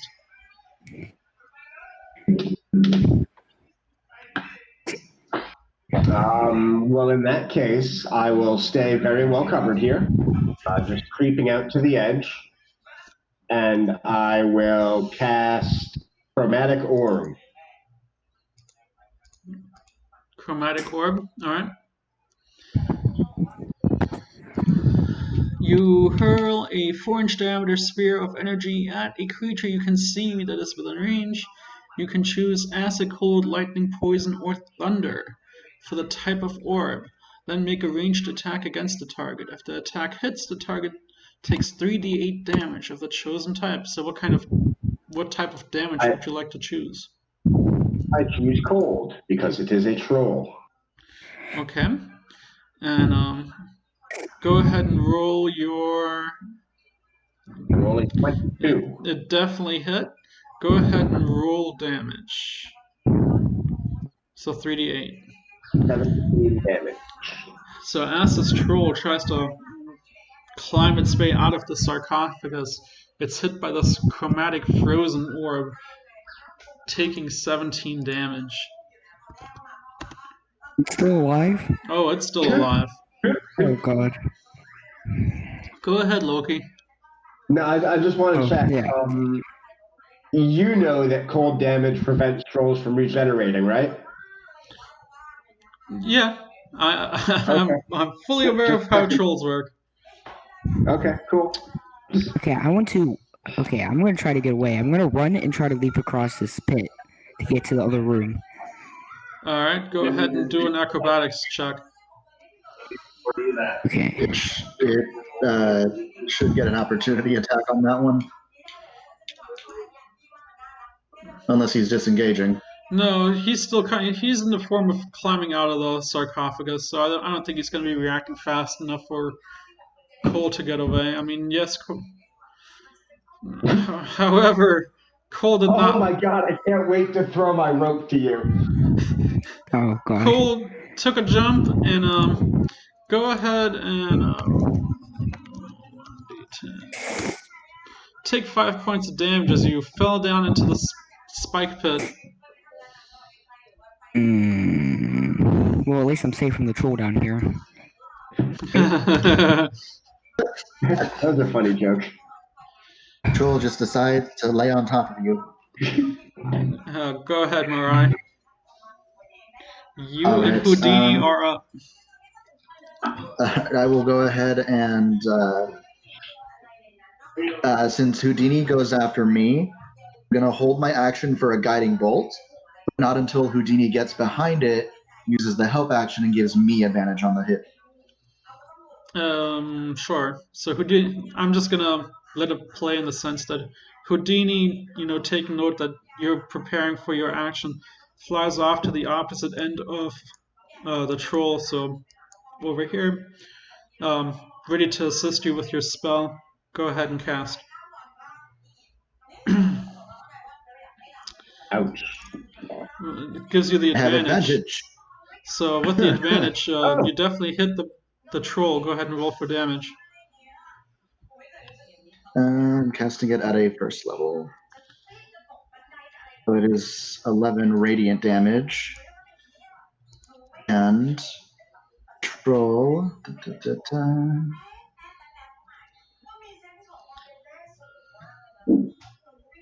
The 46 radiant damage, and until the end of my next turn, all attacks have advantage on it as it's now glowing in a mystical light. not expecting a troll at all. The elite kobold just bolts for it and tries to push past Sinclair. Go ahead and do a strength check. Me? No, Or who? Sinclair. Oh, Sinclair. 2. He pushes you down against the wall, pushing you prone, as the kobold kind of crawls over you.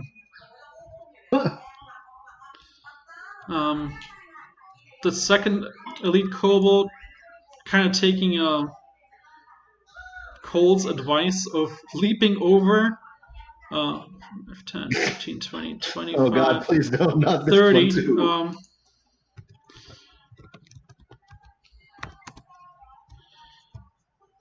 Took the leap and didn't even come close.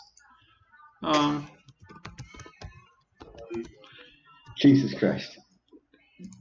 Pretty much almost impaling himself in those spikes. Look at that, Geez, Loki has I'm a friend now. got a full round worth of free actions so we can spend them jumping into the spike pit. Yusdrayl,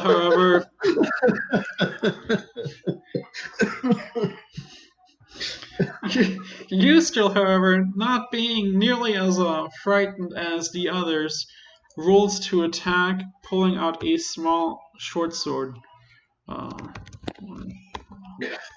He has advantage. The swing goes wide, however. About With her advantage.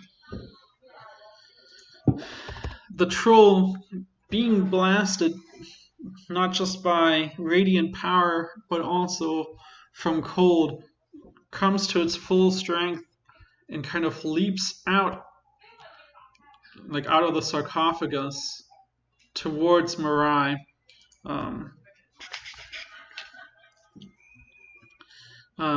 Swinging its talons at you. Roll 1d20. Will a 14 hit? Will not. He swipes with his second arm. Will a 16 hit? Will not. And with his two slashing, arms not being able to hit you, he tries to bite you. Will an 18 hit? It will not. I just got magical armor. My AC is now 19.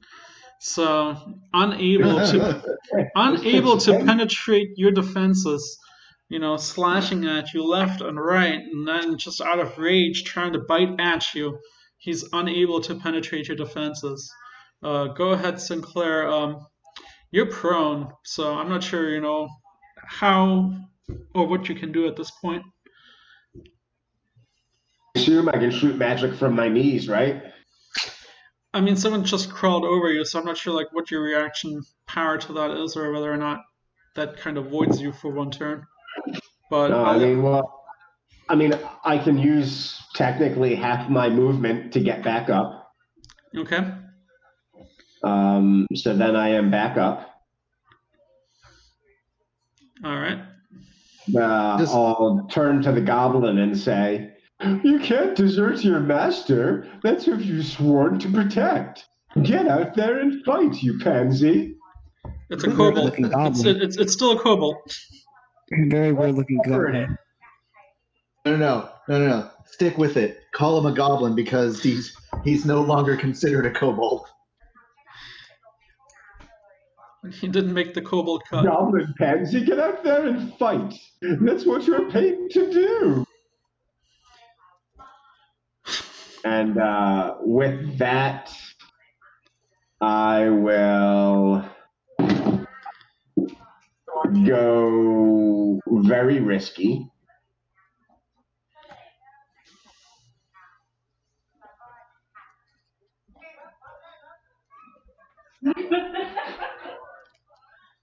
Oh, whoops. No, that's not even that good.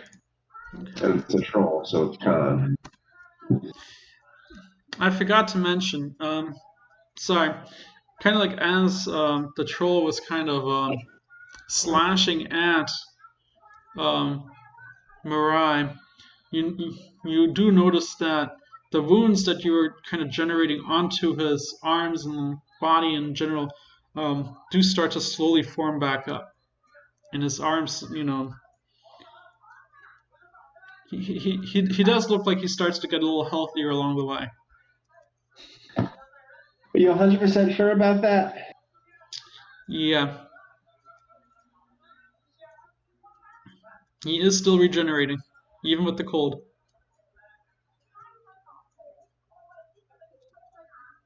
So there's something other in effect other than him being a troll. Correct.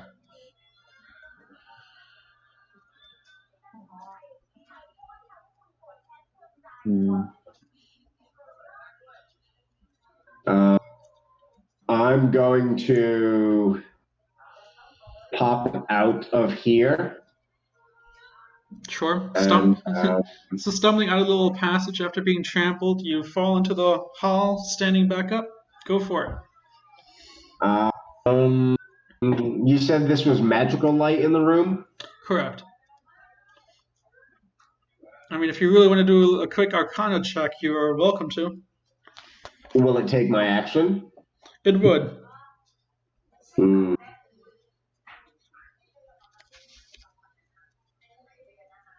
Would tossing my old robes over the place emanating the light take an action?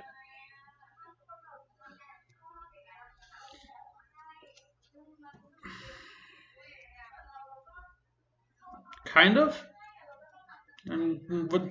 Yeah. It would take away your second half action, I guess. If I do that, can I still attack? Is what I'm trying to get down to. Are you trying to cast an additional spell? Or are you trying to just stab at it? So I want to toss the robes over the light to see if that blocks the light at all, and then I want to cast Chromatic Orb. Yeah, you can do that. So as you kind of consider all of that done. So as you kind of toss your old robes over the magical light, they burst into flame, kind of burning away. So you're not really ever covering the light, but go ahead and cast Chromatic Orb. It definitely hits. Go ahead and roll for damage.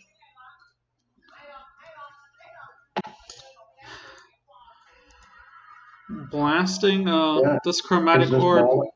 All in damage. The Dragon Priest, who at one point was healing and regenerating, is definitely blasted to the ground and pushed back against the kind of sarcophagus once more. It doesn't appear to be moving or regenerating anymore at this point. Oh, wow.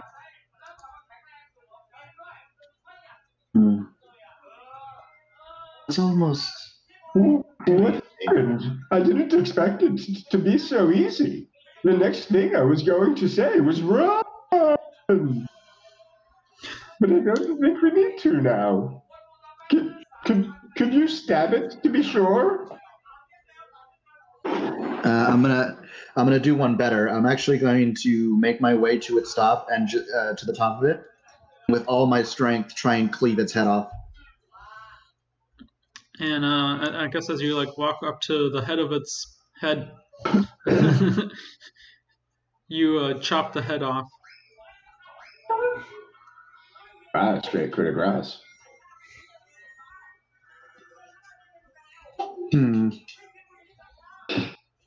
Well, I don't want to take any precautions on this. Make sure it stays dead. I'm going to come over to the spike pit and toss my rope down and tie the other end to the troll's ankle.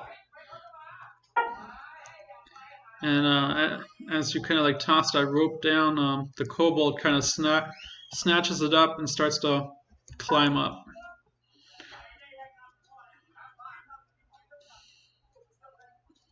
I start to climb it too.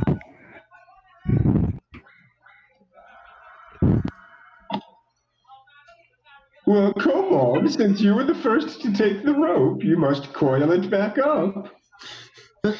looking at the rope, he picks it up and coils it back up and hands it to you.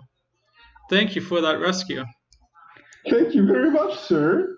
I put the rope back in my pack. So I'm going to investigate the things that the troll was wearing. Kind of want to take a look at him and see what is it, just like normal jewelry, magical jewelry, or what is up with that? Go ahead and do a investigation roll. All right. Investigation. This ring is made of ring. So looking at the troll, or the troll's body itself, it doesn't look very trollish to you at all. It actually looked elven to you.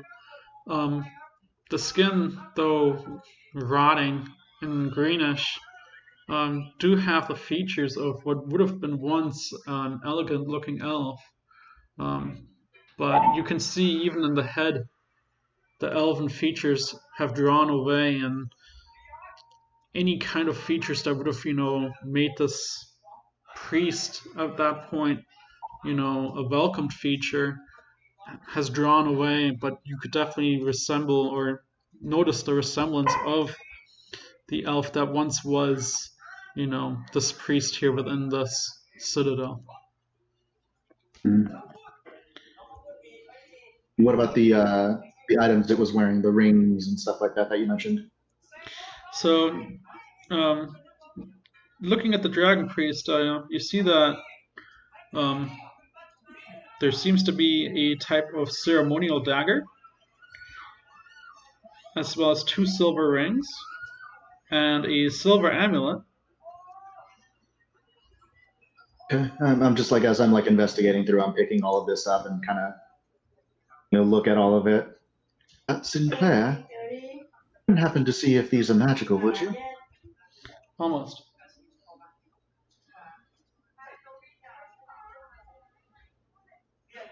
Sorry, repeat that last section. I was asking Sinclair if he could see if these were magical. Sorry, I was on mute. Oh, most certainly. Can I do my detect magic ritual again? Sure. So I'll take the 10 minutes to Indian rain dance my way into detect magic. So looking at, as you kind of cast this ritual, nothing on the troll's body itself illuminates. However, certain items within the sarcophagi seem to illuminate. I run over the sarcophagus and see what's in there. So peeking over into the sarcophagus, you see that there are 4 spell scrolls kind of rolled into a corner, as well as what appears to be silver pieces and gold pieces, just scattered all over the bottom of the sarcophagi. I eagerly grab up the spell scrolls. And as you pick up those spell scrolls, Loki, do you mind if I take these? I have no use for scrolls. Yeah, I don't care if you take the scrolls. Why, thank you. But I do want to go over to the troll and take that dagger it has. I already picked everything up on there. You wanted the dagger? Yeah, I'm going to go over to Mirai and take the dagger. Yeah, you want. okay. So looking at that ornate dagger, you notice that there's no sharpness to it whatsoever. It's just a ceremonial dagger. It appears to have some value to it, though, if you want to take a closer look at it. Sure, I'll look at it closer. So looking closer at it, you can definitely notice that the ornate dagger's got a golden hilt, and the blade itself is made out of the finest silver that you can think of. It's definitely got those like nice elven features to it. It's definitely worth some money. It's about 125 gold pieces. I don't want to put it in my bag. And as I mentioned, bag. there is still coin to be picked up out of the sarcophagus itself. Can we just get a number of how much is in the sarcophagus total and we divide it evenly? Sure. It's about 220 silver pieces and 50 gold pieces. So 50 divided by 3, what, we each take 17 gold pieces? Something like that. Okay, how about this? We make it 210 silver pieces and 60 gold pieces. Keep 20 and 70. 20 and 70, indeed. And as you guys kind of like gather up these coins and divvy them up between yourselves, you kind of hear Yusdrayl say, what about our take? What about our section of, what we contributed? You didn't really contribute much to the battle, so... You can't speak. You just ran away and fell into a pit. Hey, I was trying to get across the pit so I could use my short bow. No offense there, but both of your elite guards ran away, one also falling into the pit. Well, at least I should get a take. I tried to fight. I just swung my sword and came up short. Agree. What do you think your take should be? I'll take one of those scrolls. Scrolls do we have? There was 4 scrolls. Do you want to investigate them, or at least try to figure out what they are? Yeah, I don't want to accidentally give the kobold a scroll of like wish or something. Exactly. Yeah. So I'd like to know what the scrolls are. Go ahead and roll arcane investigation or arcana. I'll give you the. So looking at the 4 spells, you see these kind of come to light to you.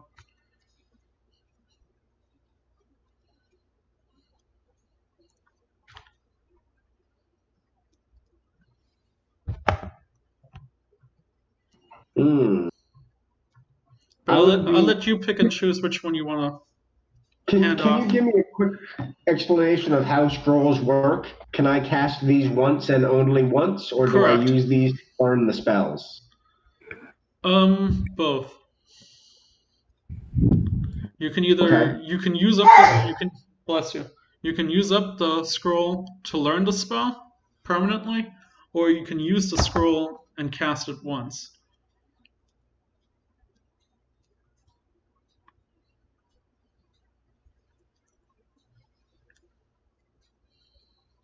Well, you do deserve one of the scrolls. And I hand her a guiding bolt.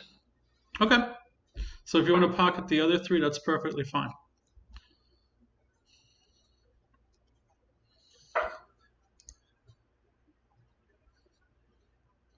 And as you kind of like hand her the scroll, she says thank you, and she kind of like waves her arm over the scroll, and the scroll kind of disappears, and she kind of, forms a fist that begins to glow as if she, has learned the spell. Takes? Oh, no shit. All right.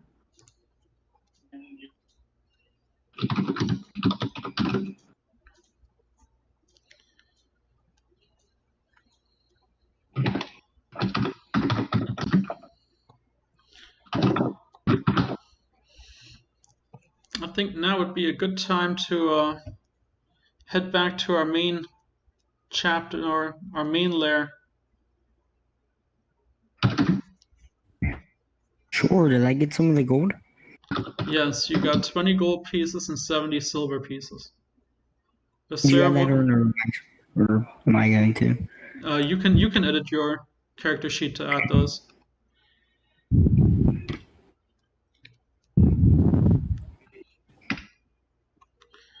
Alright, I'm gonna fast travel us over there, okay?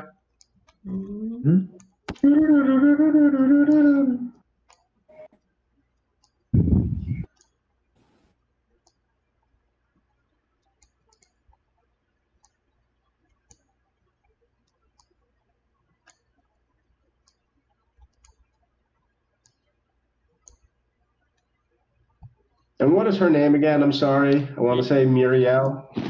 Mirai. Mirai. No. The The Kobold? Kobold. Yusdrayl? Yusdrayl. Jesus Christ. It's white. Here, I'll write it out.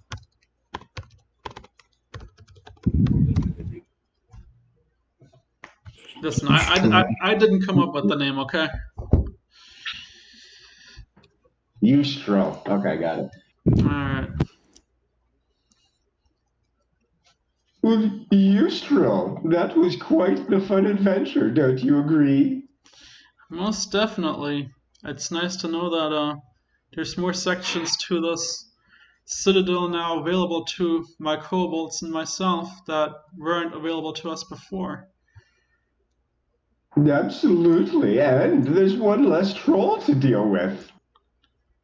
Also correct. Now, as for what we were promised before we went on this, I believe we each got to collect an additional item from your table of goodies. Indeed. And again, she kind of points to the table behind her, and you see that there's still a couple scrolls left. However, the armor that still seems to be piled into a corner seems to be equivalent to that you already carry yourself. Right. So scrolls or +1 armor. There's nothing else. No, Loki. I don't know if I told you have +1 armor now or not, but she does go into the corner and hands you a piece of armor that creates your armor +1. Okay. You wouldn't happen to have some sort of weapon of similar kind to the armor, do you? No, looking at your weapons in comparison to the weapons that we have, your weapons definitely outshine anything that we have. Do you have any amulets or rings? I do fancy some jewelry myself. Looking at the small stash of what appears to be amulets and rings, there is just what appears to be some silver and golden rings stashed away. Nothing of magical potency. I do still have I'll the investigate two the silver scrolls. rings and the silver amulet. I'm sorry? I do still have the 2 silver rings and the silver amulet that I took off the troll. Yep. Investigate the scrolls on her table. Looking at the scrolls, you see the following.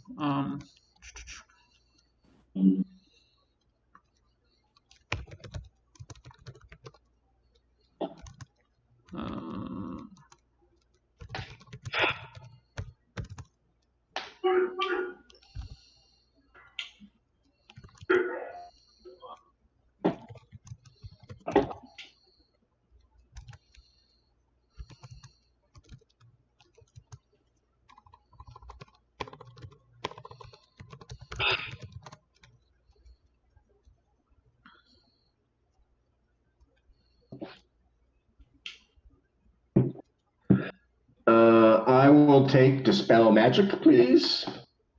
Dispel magic? Yep. And she walks to the table and picks up the scroll and hands it to you. Oh, thank you very much. I want to take magic missile. And she goes to the table and hands you the scroll of magic missile. Can I just learn that, like, just forever now? Right? I don't think you have a spell casting ability, to be honest. I mean, you can pick up the scroll, but I don't think it gives you the... I'll save it for now. I was going to say I would just hold on to it for the time being. Yeah. Alright. I think in the future we will make some plans to raid the Goblin Lair if you guys are still willing to help us out clearing out the Citadel. Oh, yes, we did agree to help. All right. In that case, I think we're gonna call it a evening for here. I know I'm working a late shift next Sunday, so there's not gonna be a session next Sunday, but I'll be most likely available again after that. I don't have my full schedule for the first week of 2021, but I should be free. No. Okay. That sounds fun. All right. Yeah. So I will see you all next time. All Actually, right. before You we guys go, all have a the good- age-old question: I'm did sorry. we level up? Yeah, I said before you we guys go, are the level age-old 3. question. Yes. You did level up killing a troll. Okay. Just wanted to make sure. Oh, I'll be able to just use an archetype now, right? All right. So you guys have a good night. I will catch you all next time. Should I add all the stuff that comes with level 3 now? Yes, go for it. Okay. All right. All right. I'll catch you all later. Have a good night. If I choose the arcane trickster archetype, wouldn't I be able to just learn that magic missile forever now? That's cool. Yes. If that's Okay. if that's the route you're going down that line. All right. All right. Have a good night. Bye.